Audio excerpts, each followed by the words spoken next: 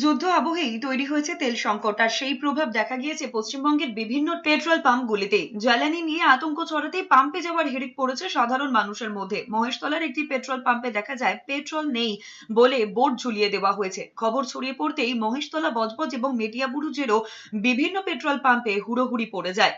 এরই মাঝে প্রয়োজনের বেশি তেল সংগ্রহ করতে শুরু করেছে বেশ কিছু মানুষ। ফলত কৃত্রিম তেল সংকট তৈরি হয়েছে এলাকা জুড়ে।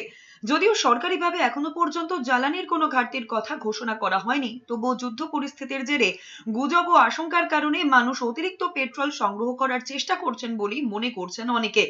বর্তমানে প্রশাসনের তরফে সাধারণ মানুষকে অযথা আতঙ্কিত না হয়ে স্বাভাবিকভাবেই জ্বালানি ব্যবহার করার পরামর্শ দেওয়া হয়েছে। লম্বা লাইন দাদা, চাপ আছে, সব কিছু বুঝতেই পারছেন, যুদ্ধের আবহাওয়ার জন্য।